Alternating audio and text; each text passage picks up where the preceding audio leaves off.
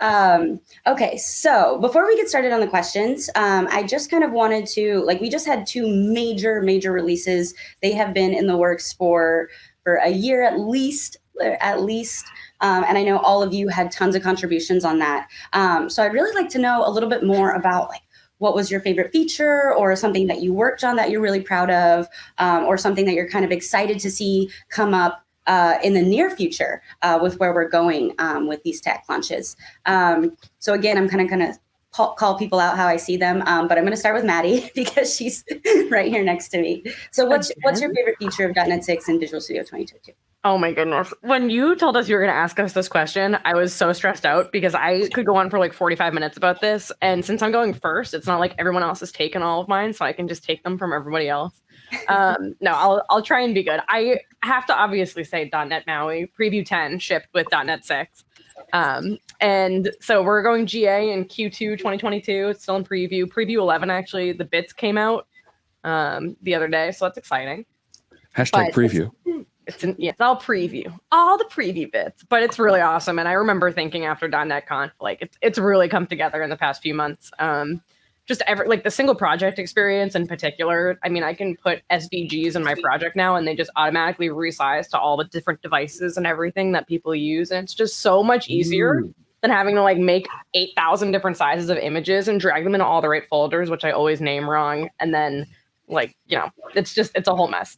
So it's way better with MAUI. And VS 2022 is also amazing. I've been using it all the time. Little thing that I'm really excited about, I don't know if anyone here worked on it, but you can change the color of the tabs based on the file extension now, which is amazing because the amount of times I click a XAML.cs file thinking it's a XAML file and vice versa, and then I'm like, ugh, but now they're different colors. What? Yeah, no, it's great. Right click options on the tab.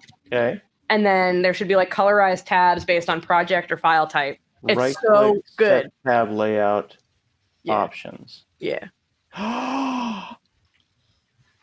You can choose your own colors. So share my screen, Jamie and Lamont. The colors. Let's see the colors. The powers that be share They're stuff. so pretty. It was cool just to have colors in the first place, colored by project, but the fact that you can set your own colors now. Somebody pull that in for a second here. Lamont, can you? There we go. What are those? Oh, it's so good. I didn't even know that was a thing. I was so excited when I saw that. It's the littlest. You'd think it's the littlest thing, but it's such a difference. That's so. I'm losing my mind here. Wow. Ooh, yeah, there it is. Wait, so question here. Does this work with custom file extensions? Let's say I made up my own. Could I choose a color for a custom extension? Apparently, you can have pumpkin spice. Pumpkin spice C#, my favorite. Thanks, Maddie. Okay, yeah, that's it. I won't derail this any further. Sorry. No, this is amazing. I'm just losing my mind. This here. This really goes nicely with my Beyonce themed theming engine here. They added themes to Visual Studio 2022, so now you can have VS Code themes running in VS. So I'm very excited about my layout here. Yeah, it'd be nice to have those colored tabs track with my theme for Visual Studio. So when I bring in like the Darkula theme, have appropriate colors that vibe with that. That'd be cool. Have it I love that you're pushing the boundaries. I'm glad we just have Darkula. That's really cool. Converting the whole, VS Code themes into Visual Studio and back. It's so cool that we have an automated tool to do that. Friends, in YouTube, our friend Alvin Ashcraft points out colorized tabs is even cooler, Scott, if you put the tabs docked to the side. That is a controversial conversation, and I'm not willing to have right now. And derail. The left tab people. I just Do you want to fight, Scott? Because I will die for left tabs. Those are the way to go. I will fight you right now. Bring out the mud. What are you doing? What is happening here? Drop the I have this wide monitor that I don't need. So Look at all this wasted space here. What is this area for? More Well, time. you have an extra wide monitor, so it's either on the left over there or like on the right amongst all of your code that's like never that long because you use line wrap because All right, I will promise to try that for a day, and I'll let you know how I feel. Yeah, see if it helps. And open more tabs. Well, Scott, since we already have your screen shared, and you were mentioning some features in VS 2022, what are your favorite features from the recent releases in .NET 6 and VS 2022? So I really like this this theme thing that we talked about briefly. Grace worked on this, and this is really cool because this is a tool to take Visual Studio Code themes and move them over. So you can have like Visual Studio can look like your favorite Visual Studio Code theme more than ever, like really dramatic themes that you don't ordinarily see. I don't think people are used to seeing really cool themes like this. And there's a really great theme called Beyonce that was done by Mina Markham. And so I worked with her to add Visual Studio Code and Windows Terminal to Beyonce themed stuff. And then we converted it to Visual Studio proper. So I really like themes. The other thing that I'm still learning about, but I haven't quite figured it out yet, see now the tabs are on the left, is, I can't do this, I'm sorry. Embrace the tabs, Scott. I've already given up. That's how long I lasted. It's not going to happen. I haven't been able to figure out how and why. Maybe somebody on the call can explain. Like, you'll be doing a thing, and then Visual Studio will just do that. And they'll just kind of like write the code for you. And sometimes it'll be like, wow, that's a lot of code you just wrote for me. Like the IntelliCode suggestions are sometimes a lot. Like it just felt like someone did my job for me. So it just knows. How does it know? It just knows. It just knows, right?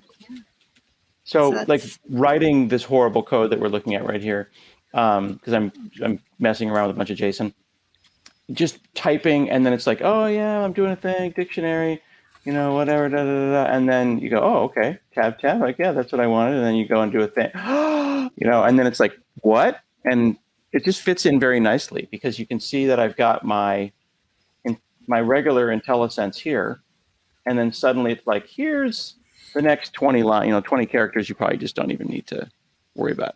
You know what I mean? It's just like, oh, and it fits in very nicely. You just go tab, and then you keep typing. Crazy. I love it. It does look really nice. Yeah. It's very that's AI in your editor. Intuitive. AI in your editor.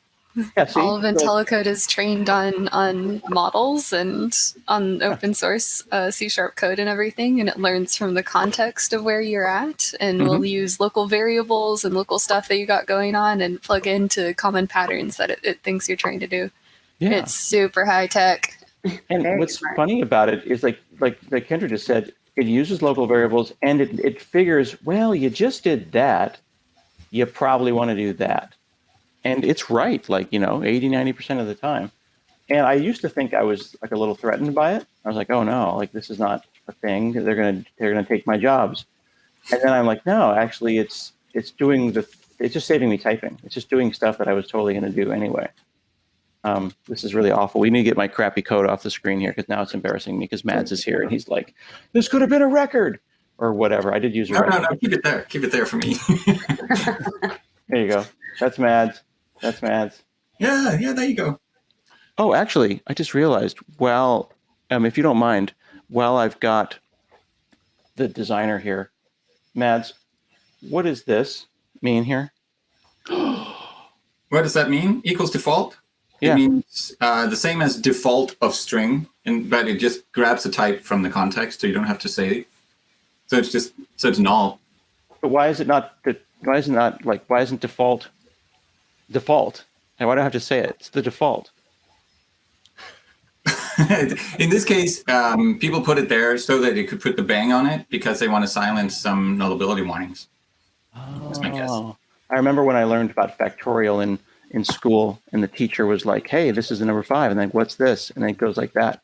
And I said, it's 5. Yeah. It's like 5 factorial. So whenever I read this, it's just like public string, first name, default. We have, this is to get around, compiler complaining a little bit that you have things that are non-nullable, but but they're initialized to null value. In C# 11, we plan to have a little thing to help you not have to say that, to sort of quieten it up. You can say that these things are required to be initialized, and then that'll go away. But that's not out yet. That'll be next year. Hey, Scott, before you go any further, we should really make this a C# 10 record by changing that on line 78 to a public record class episode. So you're clear that this is a reference type, right, Mads? Yeah, I did. You do you. Class is implied, but you could do record struct instead if you prefer it to be a struct. Or you can say it's a record class if you don't want to imply it. Well, I don't know what any of that means. So I'm going to let Jamie have that control. And then we can have Mads explain public records during his section. Sorry. Anyway, I just like everything about it. That's my answer, Jamie, because I like it all. Every single thing. No, I do understand. Everything is really exciting. It's hard to pick just one. But Mads, I'll go straight to you next. Oh, yeah. So obviously, I'll pick something from C#. I think that I love all my features equally, but one thing that really sort of warmed my heart this time, given we are coming up on the holiday season and everything, is we had a very close collaboration with several teams, but especially the ASP.NET team, where we're sort of driving this philosophy of minimal APIs, trying to get all the complicated stuff out of people's faces, both so that it's not there to distract you when you look at code, but also so that the whole thing is easier to learn to begin with. And so we did a couple of things on the language side for that, including letting you take usings out of every file and put them in one place, or have them be there automatically so people don't have to worry about it.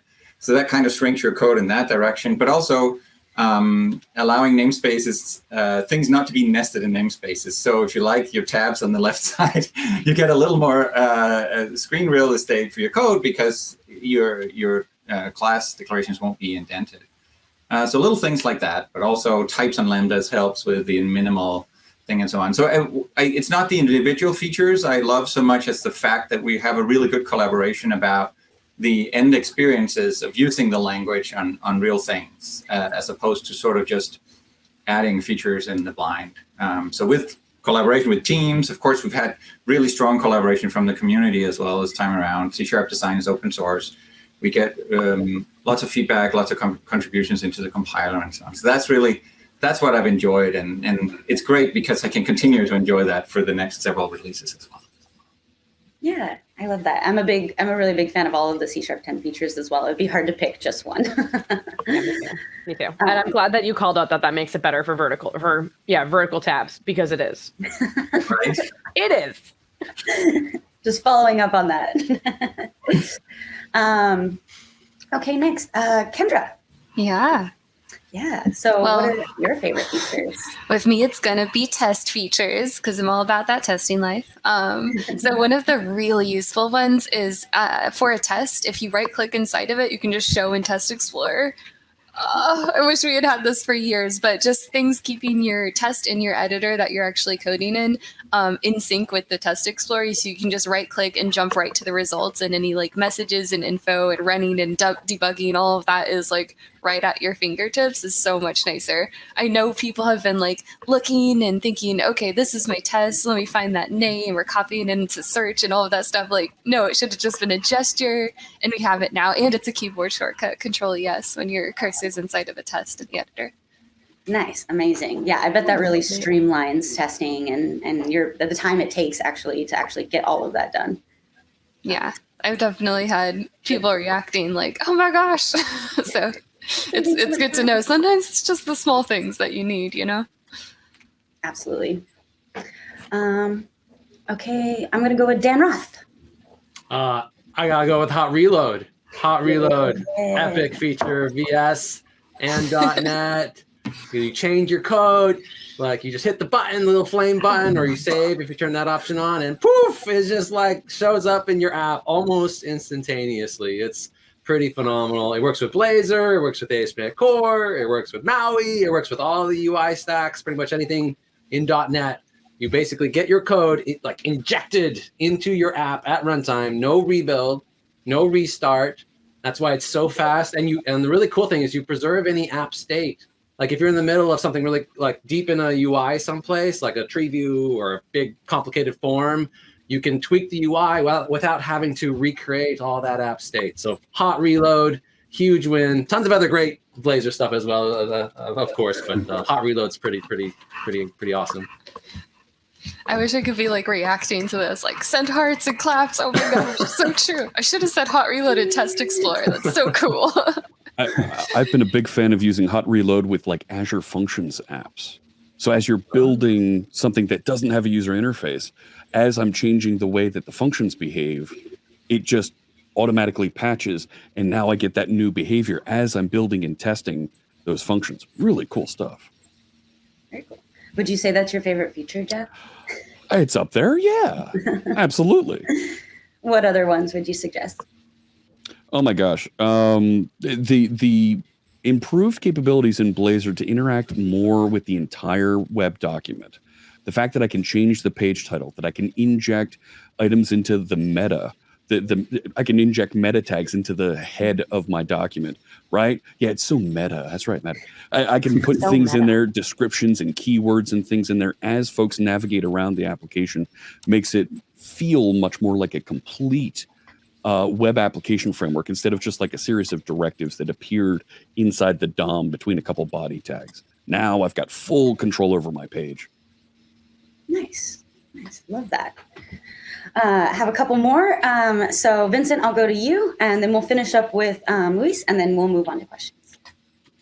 Yeah, so I'm a little biased here, baby, and it's not specifically a .NET or a Visual Studio feature, but I think it must be the fact that we now have a Blazor component library from Microsoft itself that allows you to style your web app just as if it's a Windows 11 kind of app with all those controls that you like and love, and have that modern look and feel to it.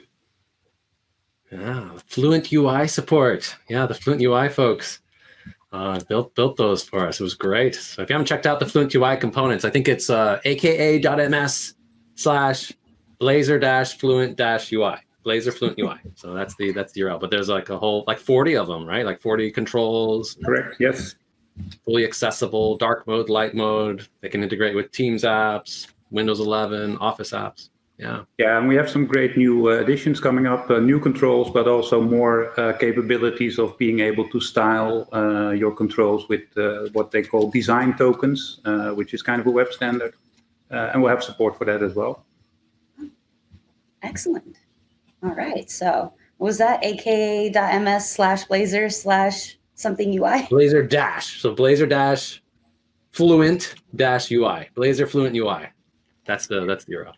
Got it. All right. We'll get the link out. Yeah. We'll get it out there. And Luis, what is your favorite feature from the recent releases? I would have to say everything. And the reason for that is that ML.NET runs anywhere that .NET runs. So that means that any improvements that .NET makes, whether that's Maui, Blazor, even running on IoT devices, right, with ARM architecture, ML.NET could take advantage of that, which is actually one of the features that I think really, from a machine learning .NET standpoint, improvements for running on ARM devices is a big one, because that means now that ML.NET could run on mobile devices with Maui. So I think that that's a really cool one. I also like a lot of the work that was done in F# at a language level. There was a lot of really interesting things that happened there, like task support, right? So native task support. As well as inline lambdas. I think Fuel went ahead and mentioned that inline. I think it's inline lambda, which makes it faster, your code faster. And I think, there's one more, which is actually preview. It's not, but it came around, sort of the VS launch time. And that is notebooks inside of Visual Studio. So that's a extension that you can go get. And if you are familiar with .NET Interactive, .NET Notebooks, and the work that folks have been doing there, and you want to use it in Visual Studio, that's something that's, available to you, and you can try it out. So I would say those are all the features that I think, I was really excited about. Luis, there's someone on Twitch that's very, very happy now that you just mentioned F#. It was almost like simultaneous. Like, isn't anyone going to mention F#? And then Luis is like, and I love F#. It was well done. Well done. Yes, got to give F# love. Yes. Yeah. Luis actually just did a bunch of F#, like learn modules and content and architecture books and everything. So there's tons and tons of content that Luis contributed to for F#. So I saw another comment, Jamie, by the way, about Hot Reload, where some people are saying, I'm having trouble getting it working. If you're having any issues with Hot Reload in VS, click that send feedback button in the upper right-hand corner. As soon as it happens, let us know. There's a whole bunch of logs that get captured as part of that send feedback button experience that helps us diagnose things. One common issue that people run into is Hot Reload with debugging and Blazor WebAssembly. That wasn't supported in the first release of VS 2022. So if you're trying to do that and it's not working, that's why. But it will be enabled really soon, like days. There should be an update coming to at least the preview channel of VS 2022 where we're lighting that up. So that is coming. If it's something else, send feedback. Click the button. Send feedback. Yes, we love feedback, and we read it. We really, really do read all of it. So always please feel free to submit feedback. Well, that was amazing. We almost covered all of the features that have been released. But if you haven't had a chance to check them out yourself, we have all of that information live on our site that actually has all of the updates and feature previews.